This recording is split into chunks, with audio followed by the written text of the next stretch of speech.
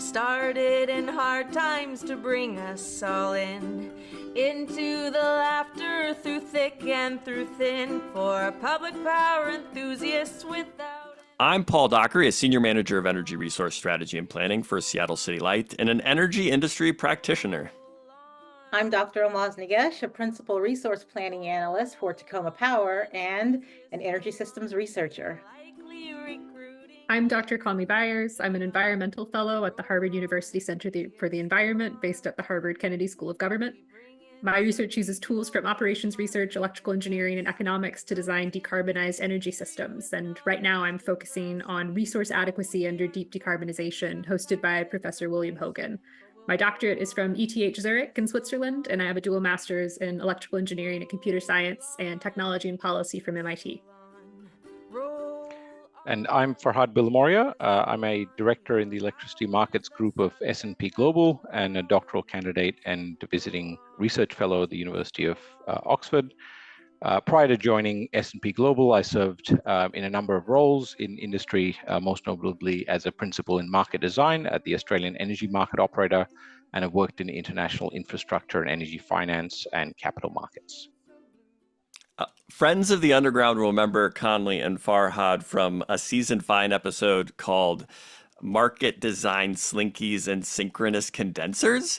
I am overflowing with enthusiasm because Farhad and Conleigh have agreed to join for the whole season of Public Power Underground to help us work through the understanding our energy system. So thank you. Welcome back. Welcome to season 6. I'm very excited to have both of you. Me too. Yeah, right, Ahlmahz. It was a great episode that they were on. I've said it before. I constantly send people to your description of markets and the final closing. I thought it was very fair, Conleigh. Very fair. Thanks a lot. Yeah. I appreciate that. When we did this, we recorded like 4:30 a.m. because Conleigh, you were in Zurich at the time. Where are you joining us from this time? This time I am in Cambridge, Massachusetts, back in the US. Okay. Well, I am very excited. Farhad, last time you were in Australia, I generally just think of Australia. Is there, like, what city are you from? Where in this massive continent actually are you joining us from? So I'm in Melbourne, so on the eastern seaboard, right and down the bottom. Is that where the Australian Energy AMO is based out of, Melbourne? It's one of the big offices. I think there's always a battle for which office is the head office. Okay. But Melbourne is definitely one of the biggest. I believe it's the biggest office still, from my memory of it. Okay. And you recently joined S&P Global, like very recently, right? Correct. Yeah. So I joined them about it's been 2 months now. So far so good. Good. Well, I'm excited to have you. Any other biographical information that you would want to share? I think that should cover it, apart from just enjoying the discussions and great to be back. So it's just nice to talk electricity markets with really smart folks. I mean, I'm flattered that you classify me in there, but obviously Conleigh and Ahlmahz, really smart folks, right? Anything you'd add, Conleigh? You were, as I recall, you worked at E3 at least for a little bit. Oh, that's true. Yeah, I did used to work at E3 out in San Francisco for a little while before I actually went back to grad school. Yeah, and I guess another bit of biographical information, Farhad and I are working on a collaboration right now, so maybe we'll be able to share that later in the season. Yes, that would be awesome. Love the collaborations. I also saw when I was researching your bio, you're doing a webinar in March to talk about electric markets. What you want to promote it? Oh, sure. So this will be recorded, so it will be available. It's the Harvard Energy Policy Seminar. So this will be looking at the new proposals that have come up for forward markets in the future, maybe making a mandatory forward market, what might replace a capacity market in regions that use those right now in a high renewable future.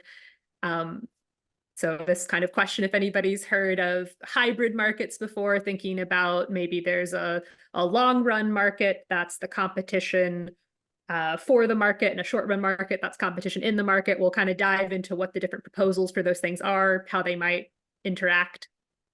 And this is like Frank Woloch's fixed price forward contract is one of the things you'll talk about? That'll be in there. Yep. Okay. And is Farhad's insurance overlay going to be part of it?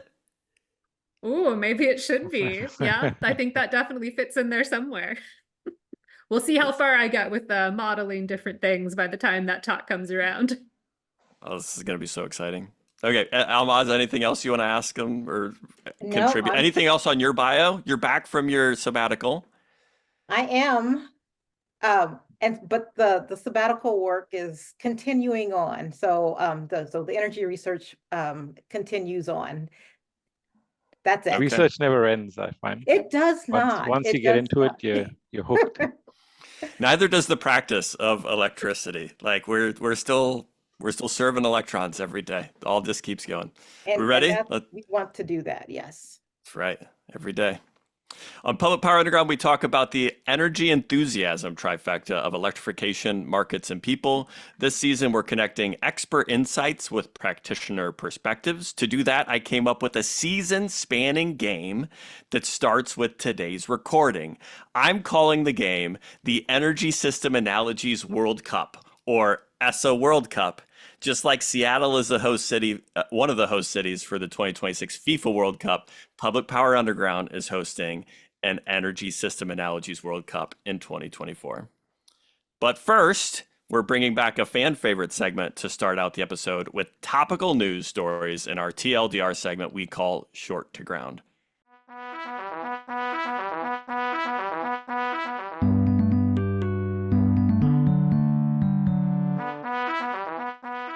This is Short to Ground, a segment where we blow a fuse for news. I'm Paul Dockery. And I'm Ahlmahz Negash.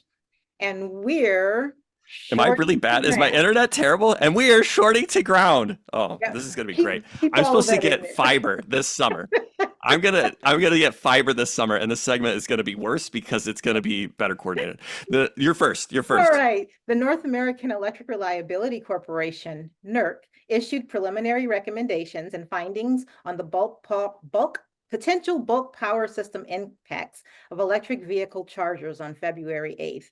Among the identified deficiencies of the energy industry is the observation that, as it currently stands, there is only a single generic electrical model to represent EV charging, and more work is needed to ensure that the electric system planners and operators have the quality of models needed. NERC makes the recommendation that, quote, vehicle manufacturers, the electric industry, and policymakers must increase collaboration to close knowledge gaps and address reliability concerns and benefits. You can find coverage by Robert Walton in Utility Dive. Great. Moving on, a major grid event occurred in the Australian energy system on Tuesday, February 13th, 2024. Powerful winds, severe thunderstorms, catastrophic fire danger, and mass power outages impacted the state of Victoria, Australia. In total, approximately 2,600 megawatts of generation was lost, and about 1,000 megawatts of load was shed following the disturbance. A component of the outage was the collapse of 6 500 kV transmission towers as a result of the strong winds. You can find a link to Farhad's preliminary thoughts after the preliminary report in the show notes. The Energy Information Administration projects natural gas consumption to more than triple in India by 2050, according to its 2023 International Energy Outlook. The growth is driven by India's industrial sector, in particular ammonia production, intended to decrease fertilizer imports. For more, the topic was the subject of EIA's February 14th in brief analysis. Link in the show notes. Okay. ISO New England is recommending a new prompt/seasonal capacity auction model rather than its current forward capacity market.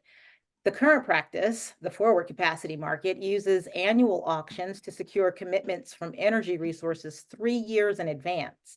The proposed change would move auctions closer to delivery period and differentiate on seasons. It would also require further delay to the 2028-2029 forward capacity auction until 2028 instead of 2026. For more, you can see ISO New England's news release or coverage in Utility Dive. On February 7th, the California Independent System Operators Board of Governors approved a request by CAISO management to postpone new interconnection requests for resources connecting to the grid beyond 2024 due to a, quote, unprecedented and unsustainable number of requests. For more, find coverage by Jason Fordney in News Data's Clearing Up and California Energy Markets newsletters. Yeah, so I want to talk about that one a little bit more. That one just continues to baffle me. Okay. Spot market power in the Northwest for delivery Friday, February 16th was at $64 per megawatt hour with natural gas at $1.95 per MMBTU, translating to a spark spread of $50.35 and a heat rate of $32.08.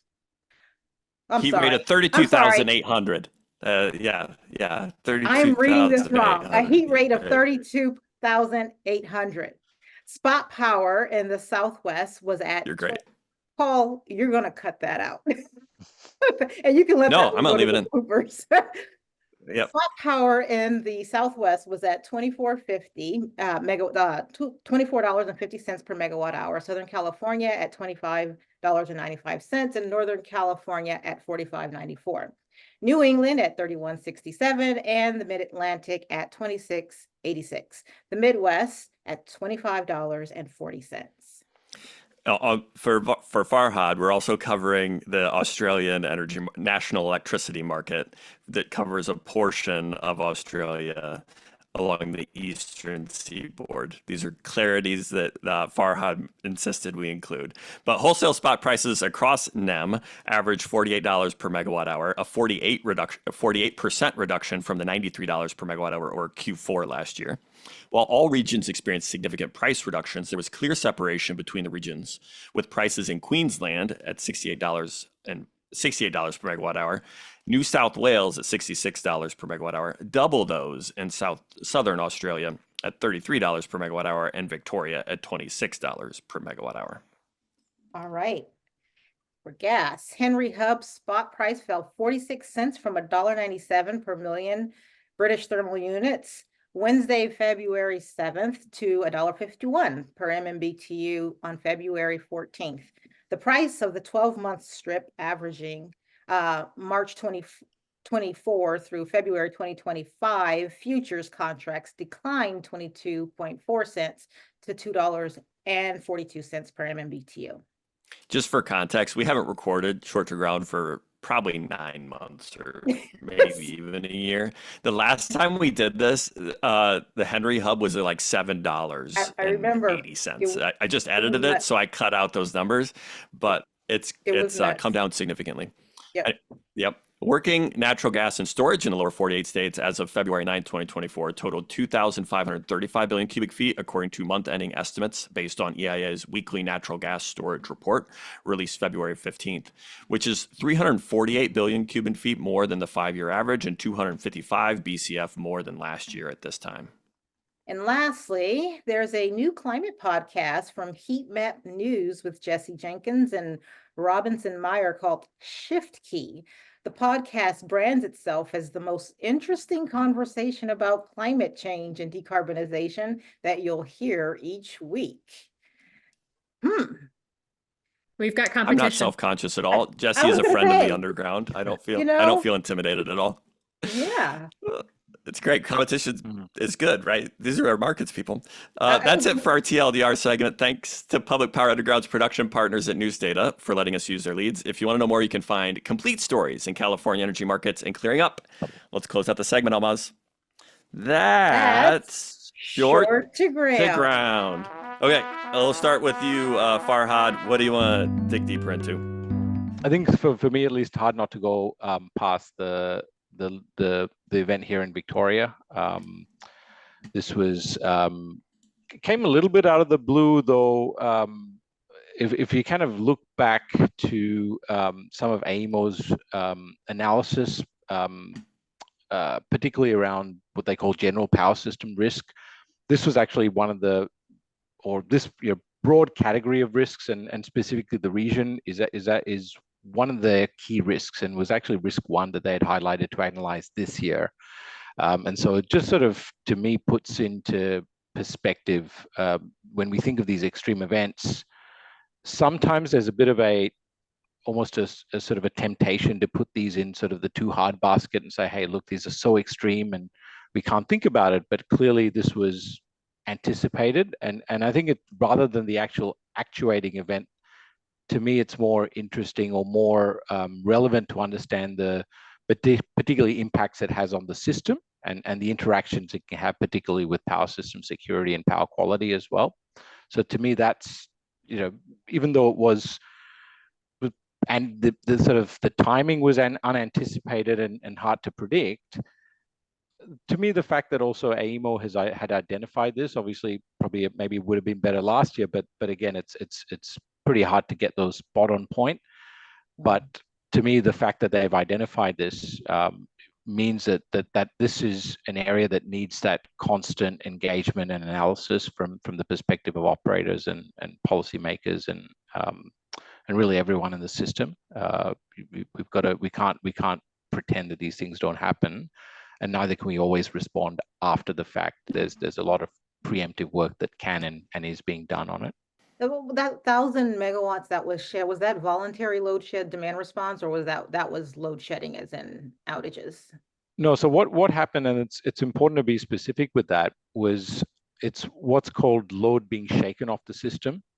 So this is essentially when there's some sort of disturbance. It could be voltages or phase angles or a range of other attributes of the system. When they sort of start to deviate, it's almost like an automatic disconnection. So the bulk of the load was shaken off, to use AEMO's terminology. Okay. And then there was a smaller portion that happened a little bit later that was actually instructed by AEMO to be shed. So that is sort of what more we tend to think of as the brownouts or involuntary load shedding. But what actually happened for the bulk of the load was actually an automatic response, which is important when you think about this and discuss this in a policy context. So I read your LinkedIn article, very good, but you make this distinction in there between shaken off and we're gonna cut that. I gotta turn that off? I don't know what that was. Anyway, you make the distinction in there between load shedding and the shaken off, and shaken off to me is like your load is sensitive to frequency or voltage and had some protective disconnection. Is that what shaken off effectively means? It had some relayed protections that responded to voltage sag or frequency. Yeah. There are a range of obviously inbuilt protection and control systems that operate not just on a individual load basis, but when we think about distribution level and transmission level feeders, and at each point there are protection systems and control systems. So shaken off, and I think this is not something. I think this is a relatively new term. There are a couple of papers that reference this, at least in terms of the broader literature. There is obviously a background and an engineering discipline that this is a well-established concept, but the interaction between the system parameters and the load or generation control systems is kind of where most of this has happened. It's not something that's happened that AEMO said, oh, well, we've lost generation, hence we need you to disconnect. This did happen later down the track, but the bulk of it actually happened almost instantaneously in response to the conditions that were happening in the system. There's a further report that will come out, I think, in the next stage that will give more light to that. But the initial report, this is kind of what I read from it. The other thing I wanted to follow up on, and probably ends up in a future discussion, but you reference a paper you wrote in 2022 with a couple co-authors on common pool resource paradigms. And I think that is something we should probably dive into more, because I found it to be a fascinating categorization of different like utilities. Anything you want to say there to like tease the concept out and why it's important in this concept, in this context? Sorry. Yeah, I think the this area of system security, even though we love talking about things like resource adequacy and other topics and transmission, this is also I'd say one of the most important and should be prioritized area in terms of preparing the system for a new subsystem mix. And this is work that we did with Professor Perluigi Mancarella and Dr. Pudane at OIS, where we actually looked at the different forms of power system services and tried to characterize them from an economic perspective. And common pool resources are an interesting one. And I guess the only teaser, maybe rather the pricey discussion, but you'll see that in some of my analogies down the track, you may start to point down why I've selected some of these. But this I think is really important when we think about the future power system and low carbon power systems. This is a really important aspect of not just the engineering, but the policy and the economics too. So when I Great foreshadowing. I think we're going to have to dive into this deeper at another time when this is actually the focus, because this is how I also think of the power system. And the economics don't align with this sort of reality right now. And I feel like my opinion on that misalignment is that a lot of the economic injustices that we see in the power system are a direct result of us not having our economics aligned with this type of thinking. So conversation for another day that I just can't wait for, Farhad. We'll see if our analogies can address this complicated topic. Take it away, Conleigh. Any other stories in there, Conleigh, you wanted to dig a little deeper into? Sure. So I was struck by two stories that I think are maybe more related than people might first realize. One is this ISO New England story about changes to its capacity market to be closer to real-time delivery. The other is California, CAISO, and dealing with all of these interconnection requests.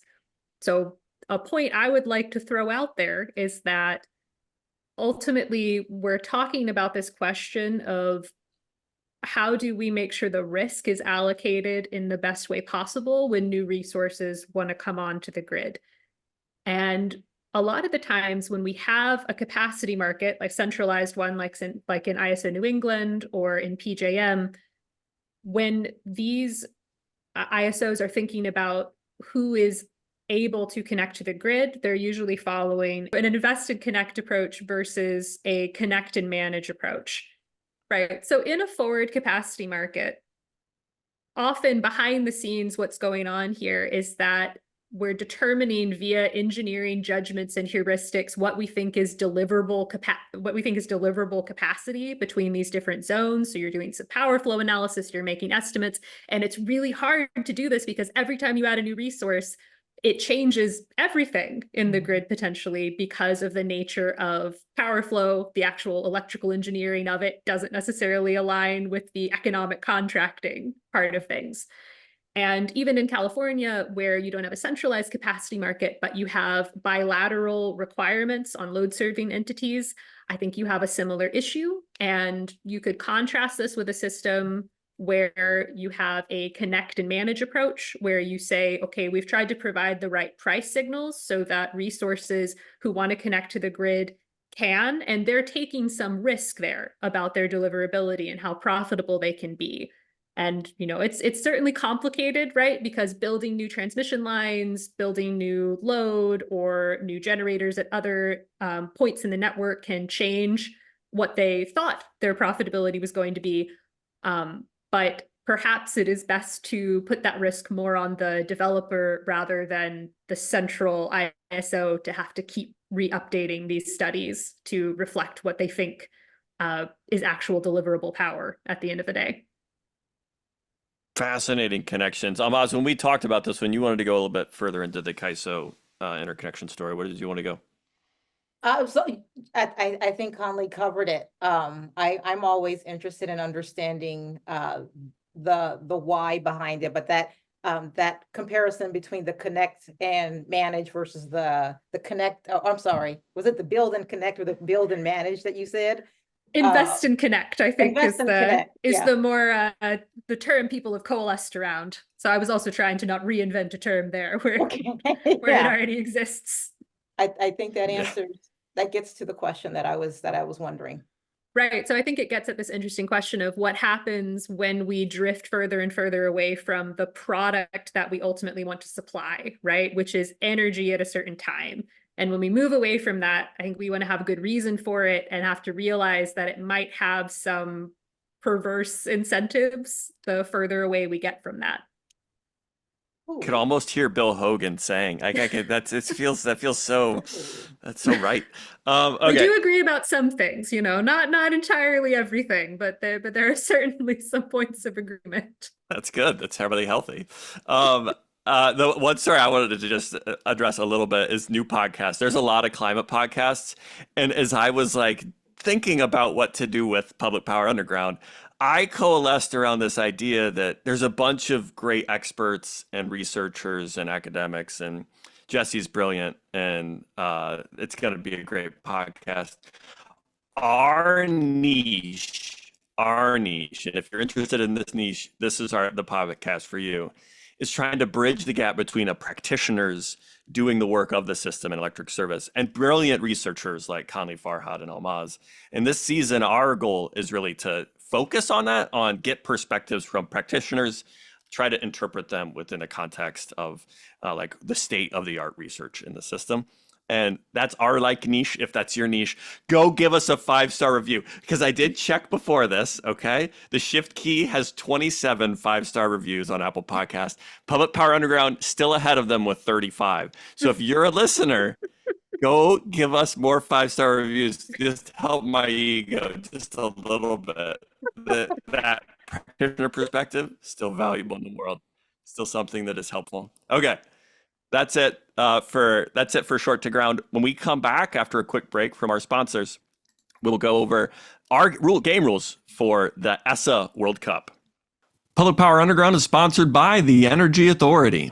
The energy transition is upon us, and if there's one company who has public power's back, it's the Energy Authority.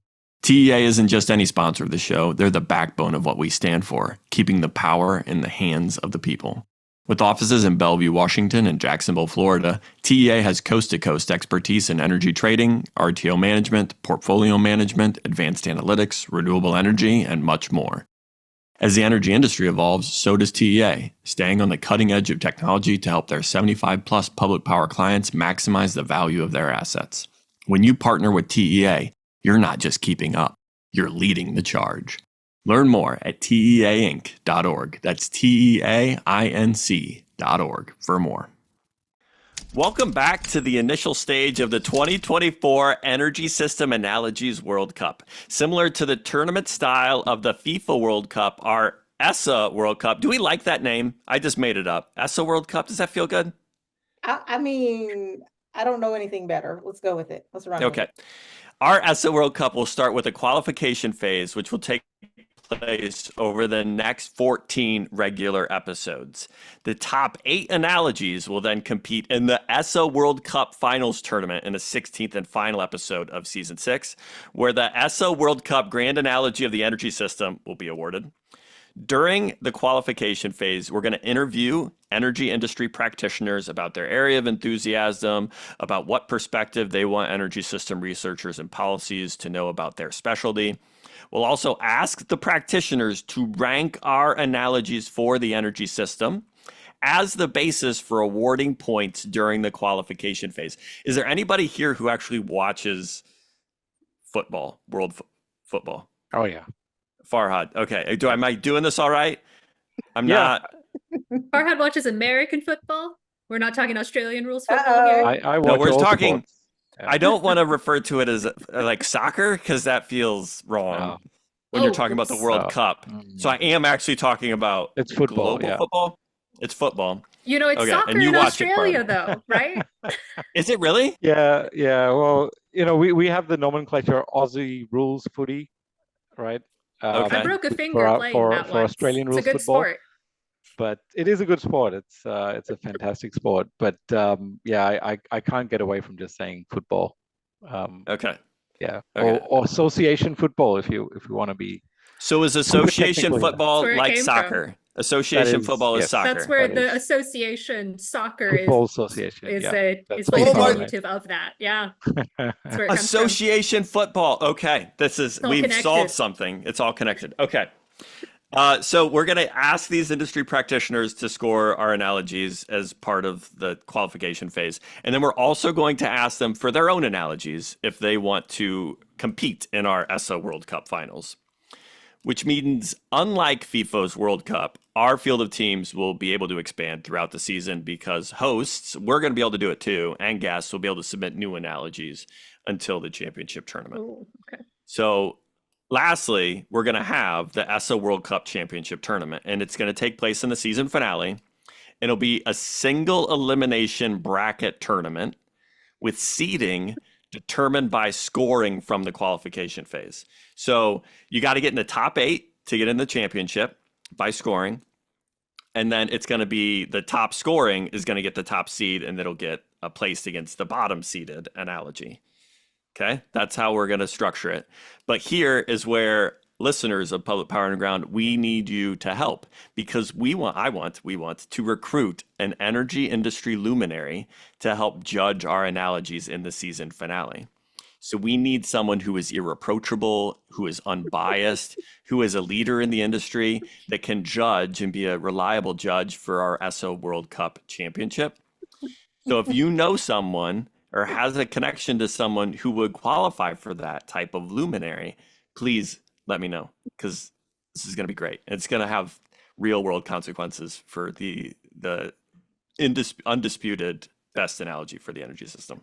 And if there's like a draw, do we have like a penalty shootout or something or extra time? How does... That's why we need a unbiased luminary that is irreproachable because they're going to have to decide how the rules are for tie breaking. It's all going to be in their hands. Okay. That's a lot of pressure. It is a lot of pressure. But Okay, it so doesn't think of it.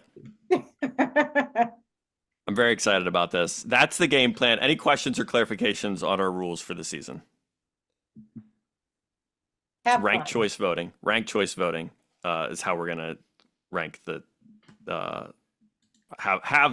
guests rank. Unlike FIFA. Unlike FIFA, not something we want to emulate. I don't think. Okay, are we ready? Are we ready for analogies? I brought 2. I actually brought like 3 or 4, but I'm gonna use 2. Everybody else bring 2? I did. Yep. I did. Okay. I brought an easy one and I brought a slightly more complex one. Remind me again how much time we have for these analogies. We really only have like 30 more minutes. So we're gonna have to, let's start with the easy ones, everybody. And then the second one will be the more complicated, okay? Start with your easy one first, Ahlmahz. Okay. Well, I'm actually going to start with the hard one, but I'm just going to make it super easy. How about that? Go for it. So for my first analogy, actually for the first one, I'm going with a nature-inspired analogy. So much like we have artificial intelligence or algorithms that are inspired by nature. So like neural networks inspired by the brain, or particle swarm optimization that's inspired by bees and birds and ants or whatnot. Mine is gonna be inspired by the human body. So I see the grid as this intelligently controlled, complex and dynamic system, the same way the human body is a very intelligently controlled, complex and dynamic system, or a living, even a system of systems, you can say. So very briefly, the brain I sort of think of as being like the control center, like of the grid, and your nerves representing the the communication that has to go across all of the different pieces of the grid. And then when I'm still trying to figure out generation, but the loads are definitely all the cells in our body. And so we can think of, we tend to actually call mitochondria the power plants of our cells. So you can kind of think of them as like distributed energy resources, because they're like, it's spread out like in the individual cells, which in my analogy, represent all the loads, the very different types of loads in the body. The fuel for that cell can range from, well, in life, we have carbs, fat, and proteins, right? That serve as fuel. And in this analogy, we have renewables, we have intermittent renewables, we have hydropower, which I'm giving it its own class of its own because, Northwest, why not? Because we're in the Northwest, absolutely. That's the right answer. And then fossil fuels. And then, of course, we can sort of think of blood and oxygen as electricity. That's the life force of the system. We can think of hormones and the immune system as like those regulatory and policy controls in the grid. And lastly, sickness and pain is your body's way of telling you something is wrong. So that's like an outage in the grid. So that's my analogy of how the grid is very much like the human body, this complex dynamic system of systems. Complex dynamic system of systems. I love it. Farhad, Conleigh, any questions, clarification? No, I like it. I think one of the things that jumped out as I was talking about like power system security, right? It's almost like we've got these involuntary actions, which is almost like these automatic control systems that happen. The subconscious reactions that we all have, or even just the normal body's sort of automatic response to sickness. And so then like obviously pain response is like the inertia of the grid. It's like this automatic feedback. That's true. There's a nociceptor that gets activated, goes straight to the nervous system before it gets to your brain. I think that's a good analogy for primary frequency response. You touch something hot and your hand immediately comes back, right? Without even having to think about it. It's an automatic response. Mm-hmm. I also like hormones as the regulatory mechanisms. Okay, Farhad, you're next. Unless you're next. What's your first analogy? Okay, so I kind of followed a similar approach to Ahlmahz there, with selecting the first one as a physical system. So I kind of went with the water catchment or water body type of analogy, where you've got some sort of pool of water that's shared across multiple resources, both in terms of people wanting to consume that water, but also people wanting to discharge into that water, right? So if you think of industries that might want to, or even good old thermal power stations that might want to get rid of their either effluent or just wastewater, it all goes into this big shared pool of resource that we all then use, and it's a closed system.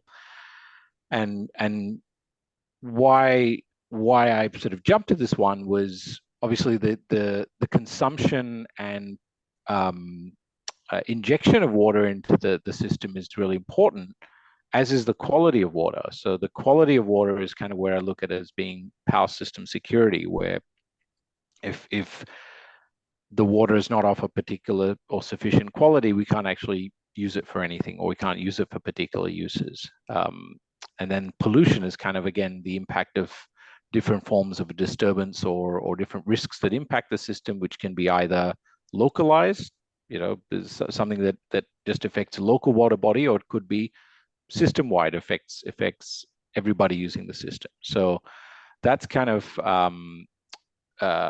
why I went with the sort of the physical, and you kind of see that link with the pool, or the common pool of, if you like. That's really what jumped out at me with this one, was that ability to for a common usage base to use that water.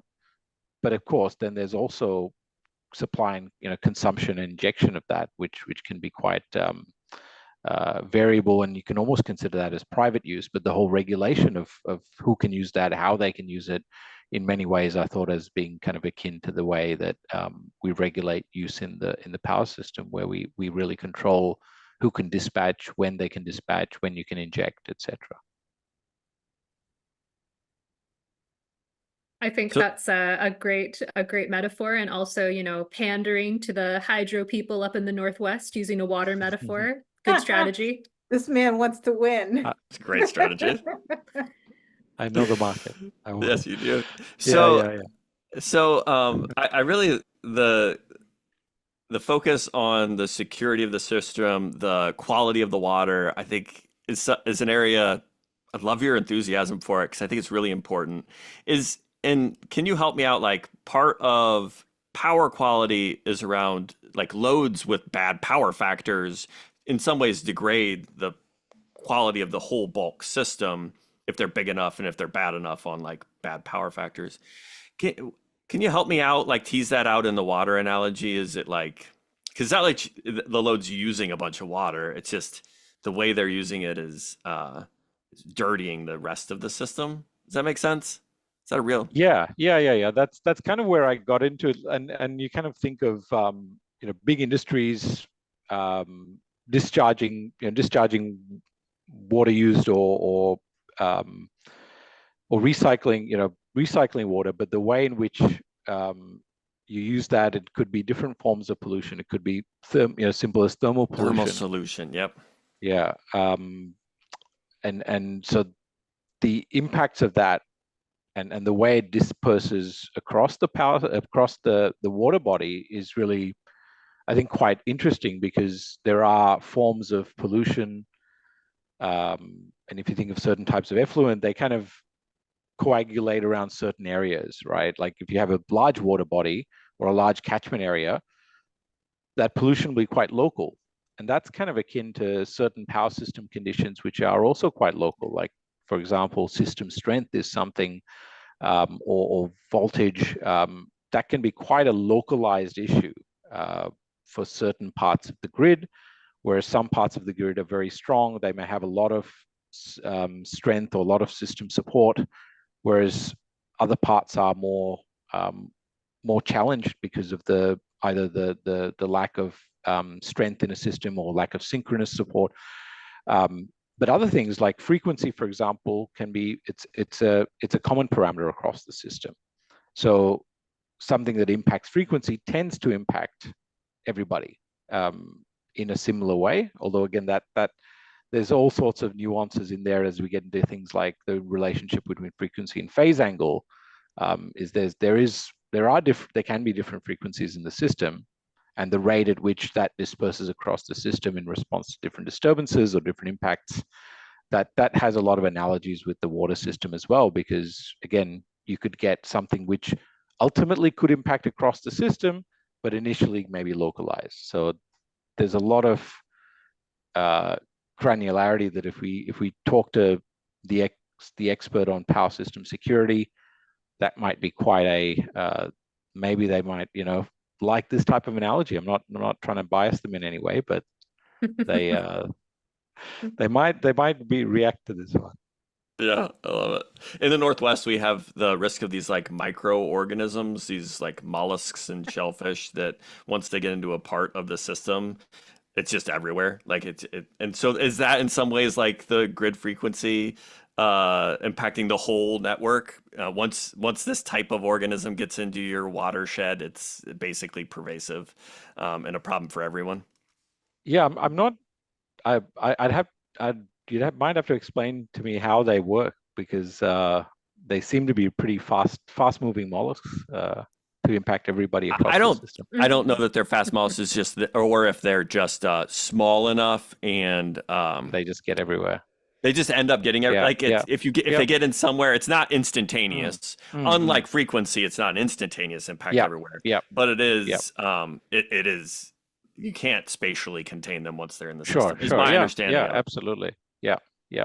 I think that's the grid is helping my analogy, Paul. This is just working. I am setting you up. I don't know, Paul. No, I'm not setting you up at all.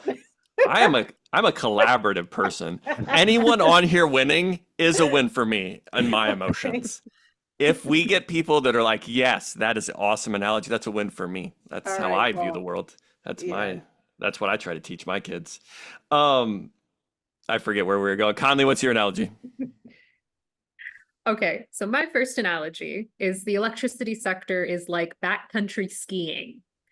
First, you have to be aware of externalities. So if you make a wrong move at the top of the mountain, you could cause an avalanche down below.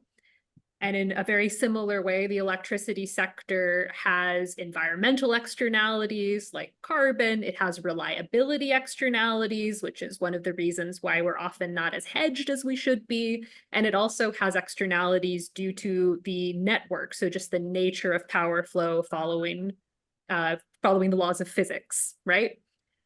The second way in which the electricity sector is like backcountry skiing is that hedging is a good idea. So for instance, you might be able to buy a lift ticket months in advance before you know what the snow conditions for the season will be like. But if you wait, that might be an unaffordably high price. And the third reason is that reliability and hedging are separate but related problems.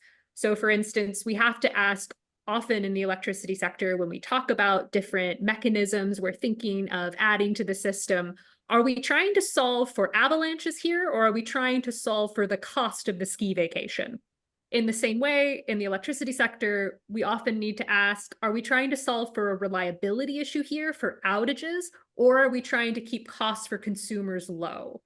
And those things often get conflated, right? Where you might have a capacity market where you want to have a price cap for consumers, or you might have a situation like in the energy crisis in Europe, where prices got really high, but it wasn't always a reliability problem. It was more that consumers were not hedged sufficiently. Additionally, too many people on the mountain in bad conditions could cause an avalanche. An avalanche could scare people away from skiing. And this is similar to how scarcity conditions that happen on a system can feed back into future contract prices. Mine is a bit more utilitarian. I had a couple points to make. Y'all's are very expansive. I really like that you've weaved in the financial aspect and hedging. That's really good. Can you with I've actually never been backcountry skiing or much skiing for that matter. Can you actually secure the price of the ticket as well? Right. So it's possible that my analogy might have a little bit of holes in it because I'm also not a backcountry skier. I did spend 5 years in Switzerland, but I am a proud snowshoer. Which you walk up your own mountain for the most part. Now, I think often backcountry skiers walk up their own mountain too, but in my mind here, this is backcountry skiing where you were able to take a lift up to the top. Say there's a piste nearby that's controlled and everything where you're unlikely to cause an avalanche. But for the purposes of this analogy, I like the idea that you had to take a lift up. So you needed that ticket still for that ski resort, but you're going to go down, do a backcountry slope, so you still have to be more aware of the externalities you might cause others. And my hope is that some skiers can confirm this is a scenario that actually happens. Nicole Hughes, friend of the underground, avid skier, she can hopefully inform us whether this is a reasonable one. It is my understanding that you can hedge your price risk for the ski lift by buying it in the summer. And I actually love that relationship because you are at weather risk, right, for backcountry skiing. If you don't have snow machines, you have the weather risk of you bought the ticket, but are you going to have snow? Gets worse in climate change is you have less, higher risk that there won't be snow. And I assume and there's hedging on all fronts, you're hedging the price by getting your ski ticket. And the ski resort is hedging its exposure to climate change by having more snow machines. I love it. It's great.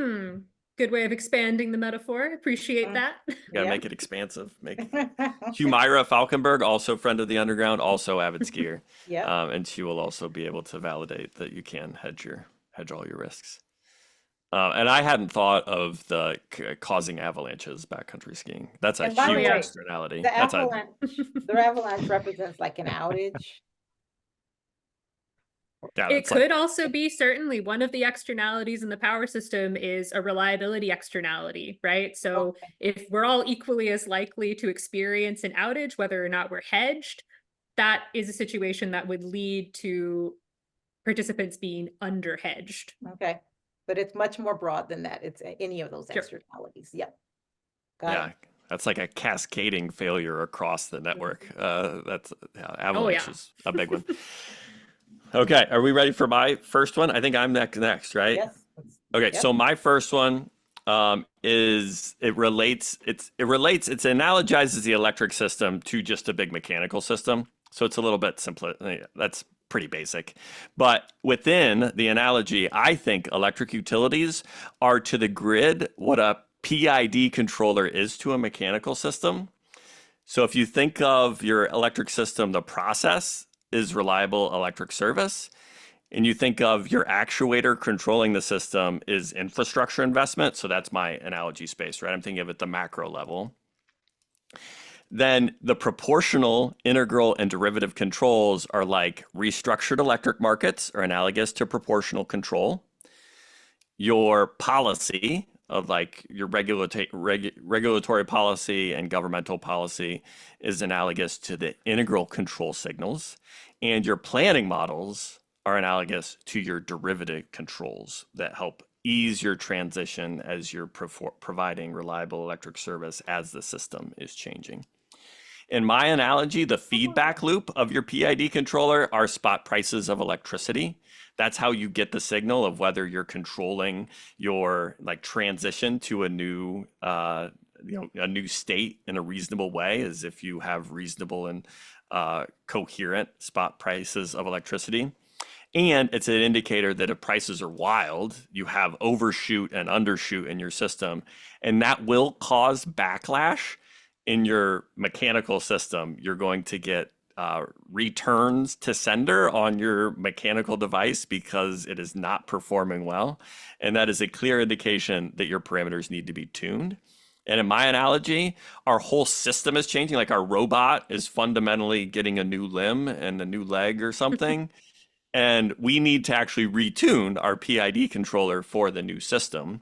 So we need to rethink our restructured electric markets. We need to rethink our policies. We need to rethink our planning models, because we need to retune how we plan for and how we control and provide reliable electric service, because we don't have the same physical, like we don't have the same battery. We don't have the same, we have the same hydraulic system. And the old like inertia of our old mechanical system, no longer the case. It's completely different. Its complexity is different in a different way. And you need to retune the old controller. Got to retune our electric utilities. That's my first analogy. Remind me again, what was the proportional? I think restructured electric markets, like your electric markets. How did you make those choices? Which was PID and? So I kind of went through my old books on proportional, integral, and derivative control and thought about like what causes overshoot, what causes undershoot. And I think your restructured electric markets it's a really good proportional control. Like it does give you a really clear signal of investment. But the problem is if you only have restructured electric markets, you're going to end up with systems where you get a lot of the near-term signal to invest in something. And if you're very prone to overshooting, like putting way too much wind in West Texas in the mid 2000s, and you get negative prices, right? And that to me is overshoot, where you have then negative prices, and then your signal is put in a bunch of batteries, and you could, if you don't have good policy and if you don't have good planning models, you're going to end up with just overshoot and undershoot you're just going to have price cannibalization and all that kind of stuff. Yeah, that makes sense, because sorry, I was just saying that really makes sense, because it's like that it's really hard to get the investment right. It's almost either folks invest too much and prices collapse, and then no one invests, and then price creates scarcity or scarcity events. Yeah. Thank you for validating my analogy. So on integral control, I really think it is about policy. I think it's about, you have some view of how you want the system to change or how it's changing. And so you're trying to weight the die to get there. But if you aren't careful, you're going to have overshoot in the same way. And you may have really sustained overshoot if you have too much policy controls. For instance, like a production tax credit on wind and solar, what that does is it gives an incentive for wind and solar But you have to be careful because you'll just, similar to why we have like negative prices, right? You end up with just price cannibalization and really incentives for price cannibalization because you'll continue to get that incentive for longer. And I really think the policy is you're trying to move the system and control where the system goes to, and like dampen your proportional response, which is just the market signal. But you have to be careful that you don't over index to that integral response, because you'll end up with just persistent offsets. And then the derivative control, right, is really meant to smooth you as a signal changes, your input changes. It's meant to smooth how you get there and to do it in the best and most rational way and not be weighted like to a lot of fast response. And that to me is the planning model. It's meant to like see where you're trying to go and compare how the market is telling you with where you think you need to go, like how fast you're going just on a proportional response to actually get to your target.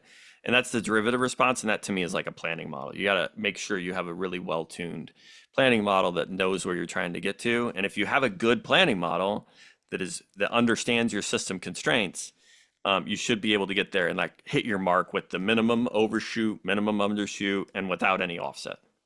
And that's the goal. Reliable electric service. Hit the mark. The one that made the most sense to me was policy being the integral. The one, yeah, honestly, Paul, I'm sorry, that was good. I know. It all made sense. I worked hard on it. I worked hard on it. Conleigh, you were trying to say something. Do you have criticism? That's true. I'm not very good at unmuting myself. No, this is praise. I was going to say that, we often talk about the electric grid as being the biggest machine humanity has ever created. And I appreciate the hardcore engineer approach to saying this big machine is like this other machine as an analogy. Yep. I'm a mechanical engineer. I'm gonna so that's how I understand the world. I'm gonna strengthen yours a little bit, Paul. So why the policy being the integral function makes a lot of sense. Because of the constant of integration, there's always that unknown piece that you really don't know. And for me, with policy, there are so many unintended consequences that because you don't know how policy really is going to play out in real life. There are too many cases of perverse incentives and the Cobra effect in policy. And so that's just really well done, Paul. That one stuck out to me. Mechanical engineer. But integral response is really, really important when you have a system that is very responsive to proportional response. So it's really important. It just has to be tuned effectively. It has to be aware of the system it's managing. And like every controller. What about short term? I'd be interested in your view on this, because I kind of think of there's sort of long-term policy and good market design, and you think of that as being led by the right institutions and a good governance process.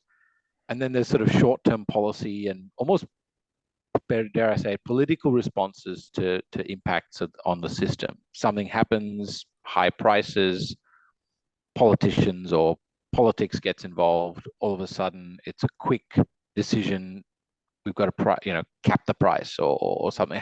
Where would you see that fitting in terms of a controller? That to me is you just adjusted your integral constant. Really, really fast change to your integral constant will probably have some sort of offset response, right? You're probably going to end up with some bigger offset to your desired result because you just changed your integral constant in like a unresearched way. So you're probably going to end up with some overshoot and some offset based on those like fast responses, which I think is kind of what you see, right? When you change policy in response to some proportional, like if your proportional and constant it has given you a bunch of overshoot and you change your policy, you end up like probably not a well-tuned controller. You have something with probably, frankly, offset in the opposite direction of where you had overshoot. So you're probably going to depress prices if you had, or responding to a really high market signal that you didn't want. You're probably going to end up depressing prices, maybe unfairly, maybe not ideally. And there's terms of art for that y'all have told me and I have forgotten. But that's enough on my analogy, unless you want to go any further. I think we need a second analogy from Ahlmahz. All right, so this one's going to be really quick, and it's inspired by a joke my college buddy of mine told me. We're in the lab tinkering with some circuit one time, and he goes, "You know what, Ahlmahz, electricity is a myth." And I was like, "What?" He goes, "Yeah, devices actually run on smoke." And I was like, "What do you mean?" He was like, "So when you have a device, you hear a little pop and the smoke comes out. It doesn't work anymore. So it actually runs on smoke." And I was like, oh my God, okay. So I'm going to make an analogy about how the grid is like air, right? So he was saying that smoke. And over time, I'll come up with more examples of how it's like air, but for now I have 4. So the first one is in terms of the characteristic of reliability. So you don't know you need air until you don't have it, right? Same with electricity. You take it for granted. Then there's that safety and green aspect. So it can be healthy if it's not clean, much like electricity. And if it's not clean, it can be dangerous and unhealthy. Same with air. And then there's this cost value. They're both kind of priceless. Nobody pays the true value of electricity. It is far more valuable to society than what we actually pay in our electricity bill. And yeah, the same with clean air. And of course, the last one is that invisible kind of force, right? So you don't see it, but you know it's there. But if you do see it, you know something is very, very wrong. Okay, Farhad, what's your second? All right. So I was struggling for inspiration on this one, but I just came back from a week in India.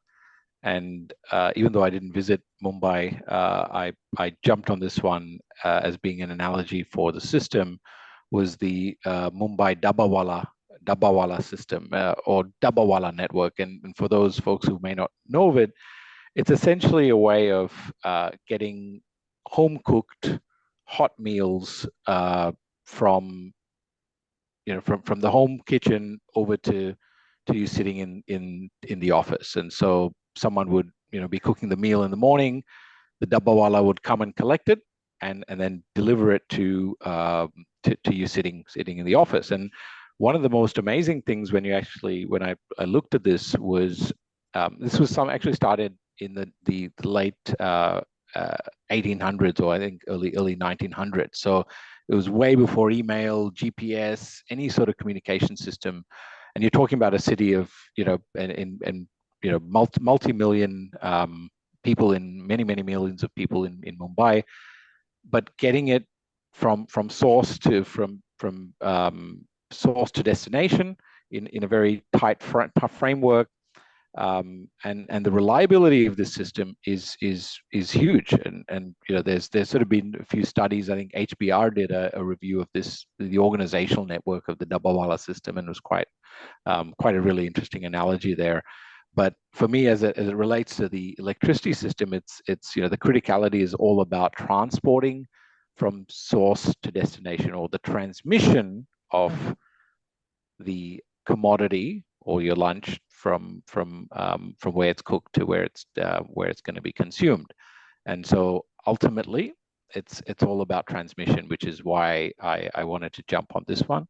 And the complexity of the networks is amazing, and just it's almost, when you look at it at a high level, it's almost impossible to think how it all gets there on time and delivered so well and so reliably, but it just works. And that was one of the things when you actually think about the electricity system at a macro level, it is just amazing.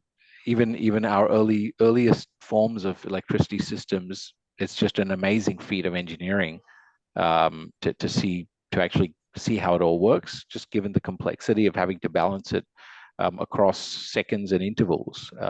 That was what just amazed me with this, and amazes me with the dabbawala system as well. So that was where I went with this one. being unfamiliar with it, is it something like a meshed overlapping system, or is this like centrally planned and coordinated network? So my understanding is that there is a union of dabbawalas, and then, but the individual sourcing, it's not, I'm not too aware of how it all works, but apparently the same person will probably pick it up every day and deliver it. So there's sort of this, but there are multiple, you kind of run your own little business. So there's multiple carriers, and they will transport your box from one place. They might only do one leg of it, and they'll sort of, and one of the interesting things I thought with this one was so I think the way it works is kind of all in the color coding. So as soon as you give you a little lunchbox or your tiffin, and you get a little color code, or multiple color codes, and so that then designates how it gets delivered into the system. But I thought that was something that the electricity system would actually love to have, if we could color tag electrons, whether they're green or brown, or in the case of hydrogen, turquoise. That would be an amazing feat if we could do that. But maybe a little bit harder for the electricity There's your system. national rec or clean forward energy market right there. Absolutely. That's right. Conleigh, what's your second? Oh, if I can, one comment for Farhad's, because I think this is a good one, and it fits really well with the saying that the power system works in practice, not in theory. Oh. I like it. Yes. I hadn't heard that one, but nice. Yeah. Good one. Okay, take it away with your second. Okay, so my second metaphor here, I think we've had some great metaphors, but they think, they've been missing a little bit of goofiness. So I'm going to throw one out there. And that is, the electricity sector is like a game of Twister at a children's birthday party. In Twister, you have to use quick judgments to plan your next move. They're not usually very careful analysis, thought about multiple steps in advance. And in the same way, the electricity sector is full of heuristics. It's full of engineering judgments that are not based on a careful cost-benefit analysis or economic efficiency. So for instance, the 1 day in 10 reliability standard. Where does this come from? Well, it's an engineering heuristic, but it's not necessarily related to how we really value load. The same is true for how we calculate reserve requirements. We really want that to be connected back to how people actually value that load being served. Another way in which the electricity sector is like Twister is that not everyone is equally enthusiastic to play. So in the electricity sector, we typically right now assume that demand is by and large inelastic. But in reality, demand does have a lot of untapped elasticity. In Twister, some people may not actually want to play, but there's social pressure to not express this, while other people might be super enthusiastic, but everyone has to take the same turns under the same conditions. And in the electricity sector, we currently act like that's how demand has to be. But in reality, we could do a lot more to create a system with price responsive demand where we really reflect the underlying utility to consumers of power at that time. And just like a game of Twister at a kid's birthday party, success is everybody walks away and it's fine, and failure is when there are kids crying and screaming at the end of the day, right? That's the cascading outage is when all of the children tumble together. Yep, just crying, tears. I like it. It's great. Any additions there, Farhad? Have your kids participated in a game of Twister at a birthday party yet?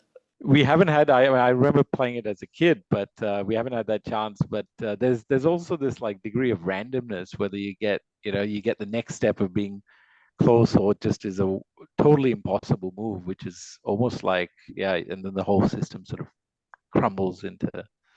falls down, and we're all crying. It's a stochastic system. It's a sequential decision problem, right? Like you have to plan for your next move. Decision making under uncertainty at its best. That's right. Professor Mays is going to be smiling at that response. That's right. Anything else, Ahlmahz? Are we ready for my last one? I love these. Okay. Okay, my last one. So Conleigh went silly. Mine is like super esoteric, so it'll be fun. So I was a mechanical engineering student and a philosophy student in college, and so the first one was related to my time as a mechanical engineering student. The second is related to my time as a philosophy major. So I think the various ways of understanding the electric sector are like moral theories.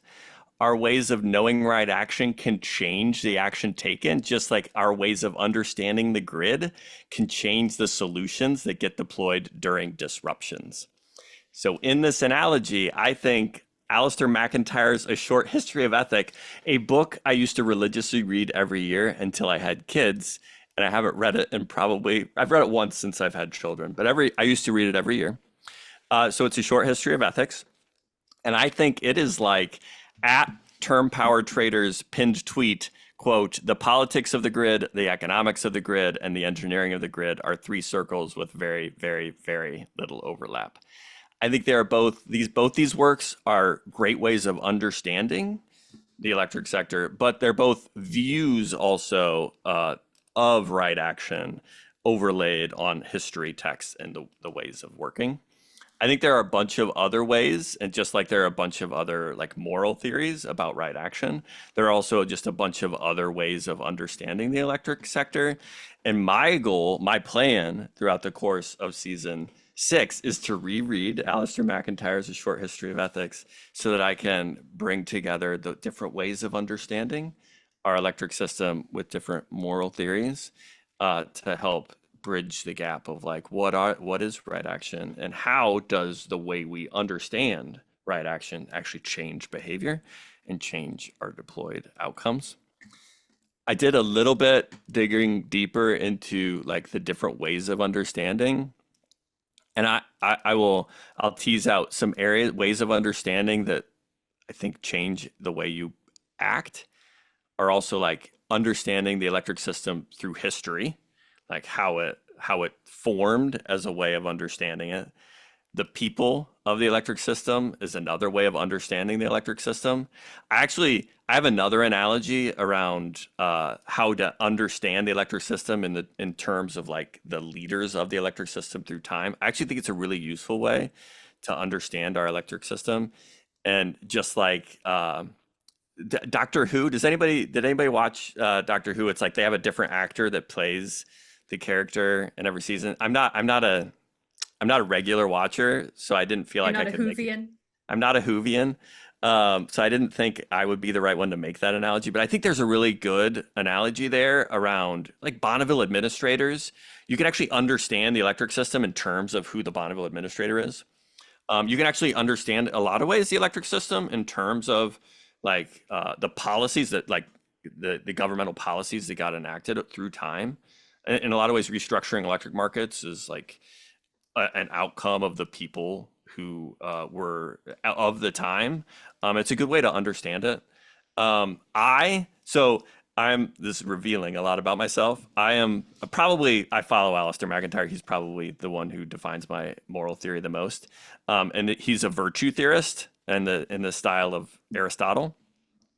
And I actually think there's a lot of analogy there to like Aristotelian ethics, to reliable electric service, the electric service as your way of understanding the energy system, which is distinct from like understanding the electric system through its financial risk or financial bankification of utilities, or the engineering approach, like understanding it just as an electric system, just as its physics is a way of understanding it, but not like it's one lens.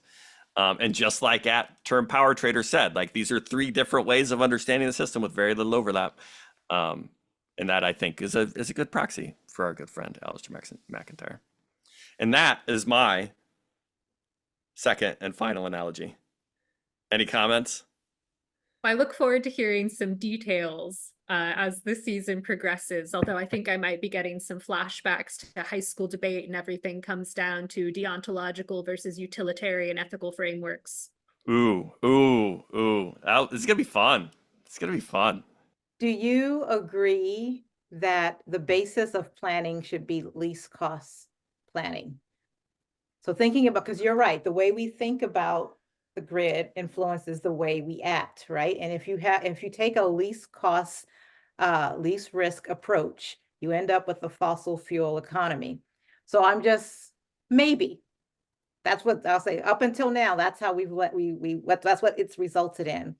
So do you agree with least cost being the basis of planning, or do you feel there should be a different way of thinking about the grid? You don't actually have to answer that, but Ahlmahz, I'm a utility maximalist right here. Let's take what is the way to maximize utility for society? That's the planning approach I endorse. All right. See, Which isn't just least what about cost, of vulnerable course. consumers, right? I think utility what's the- maximalization is actually the framework that best serves vulnerable communities. That's my, I don't know. As No, I long think as you can that's- include it in the social welfare function, right? It's That's possible, right. but maybe it's That's not right. done. And maybe we can talk more about the pool. What's the common pool approach and how? Because I'm an enthusiast to learn more, but I'm curious how that understanding of the electric system as a way of understanding could influence what we view as right action for our electric system. I love Yeah. it. Yeah, Very deep. next time so I have a story that I love to tell, and I don't know if I ever told it on this podcast before, where I compare least cost planning and planning for justice, using as an analogy an essay written by Jonathan Swift in the 1700s. But we'll save that for another day. We'll save that for another day. I love it. This is a very well-rounded cohort. You've got your intense engineering metaphors, you've got your Aristotelian ethics spanning the human experience there. That's right. And I think that's what's going to make season 6 so fun, because we have a lot of diverse perspectives. It's going to be great. And a reminder to all of our friends, what we want is a luminary of the energy system to come judge these analogies and the analogies we make along the way. And my ambition, my greatest hope for the season is we could get a venue and some sponsors for the season finale so we can convince Farhad and Conleigh to come join us in somewhere. Maybe we'll join them. We can all get together with some energy industry luminary and have a fun and infotaining discussion of energy analogies to close out the season. To do that, we need a good luminary, and we need some sponsors, and we need a venue. But that's my ambition. It's going to be so much fun. In the next episode, we'll have a discussion with the Bonneville Power Administration CEO and Administrator John Hairston. We'll get his perspective on administering one of the 4 federal power marketing administrations and ask him to rank our analogies. But before we close out, I just want to make sure to just state my appreciation for all of you. Ahlmahz, do you feel seen, heard, valued, and appreciated? Every single day. Thank you, Paul. Good. Farhad, was this fun? Do you want to do it again? Is this what you were expecting? Lots of fun. Looking forward to the next one. Conleigh, do you feel seen and heard and valued and appreciated? Because I do value and appreciate you. Absolutely. Thanks a lot. To our listeners, while you aren't seen or heard, you are valued and appreciated. Roll on, enthusiasts. Roll on. We started in hard times to bring us all into the laughter through thick and through thin, for public power enthusiasts without and within. Roll on, enthusiasts, roll on. Public Power Underground is a production of News Data and Seattle City Light. You don't have to be subscribed to News Data's weekly podcast or weekly newsletter to get this podcast, but it sure makes the podcast make a lot more sense. The views expressed here are our own and not the official views of Seattle City Light, Tacoma Power, S&P Global, News Data, or the organization of the guests also appearing on Public Power Underground. Today's episode was written and produced by Paul Dockery, Ahlmahz Negash, Conleigh Byers, and Farhad Billimoria, and it's edited and published by the stellar team at Pioneer Utility Resources, with sound mixing by Lucas Smith and video editing by Brendan Delzer. Our theme song, Roll On Enthusiast, was rewritten, performed, and recorded by Aaron Guillory and Ian Bledsoe. You can find Public Power Underground on YouTube, Apple Podcasts, Spotify, or your favorite podcast app.